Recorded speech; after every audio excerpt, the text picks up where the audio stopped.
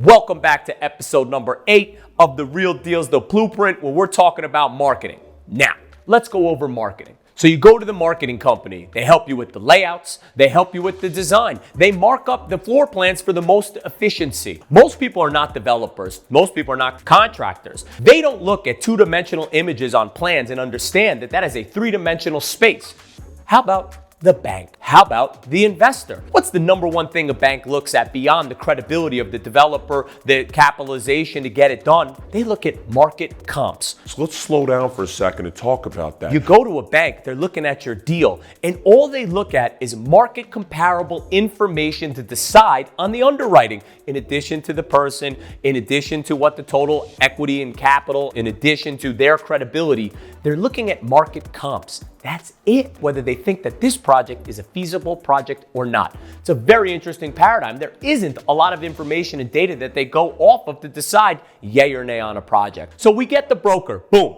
The broker will give us information about that market, but you need others. You need renderings. We call them creative agencies. A creative agency is responsible for creating the personality of the building, the logo, the floor plans when they get cleaned up for marketing purposes, the renderings. Now we have videography, we have pictures, you have websites. There's other ways of now creating that image of the building into the public marketplace. It is a creative agency that is responsible for that. So you've got the architect who's interested in the original design, the interior designer on the interior, the creative agency who is going to present that project into the marketplace.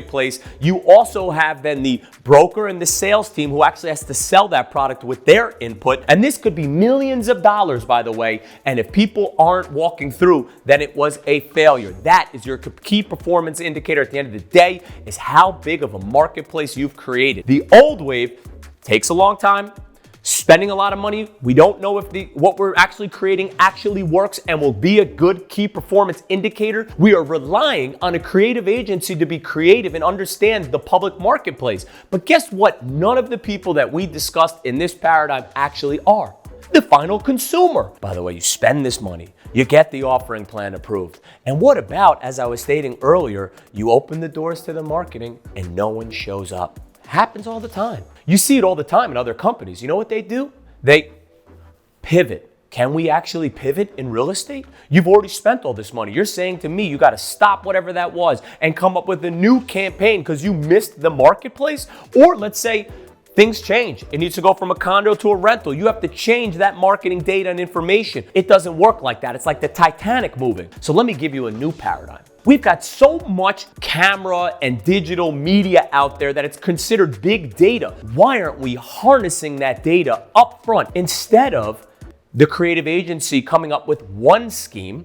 Reduce that. Come up with 50, 100 different schemes. And instead of saying, I think this one will work, test it. There's ways of testing it right now. So now you know who your consumer is. You know how they live their life. Now you design your marketing around that person in mind. If the marketing company knows how to get that message out easily, why would you go back to the old school that hasn't really come up and moved forward with the new technology? So next time you speak to your development marketing team out there, ask them, how are they finding out and giving you a feedback loop? I now get who my consumer is, who I'm building for, and why. The marketing game has changed in real estate just like the real deal has changed over the last 20 years.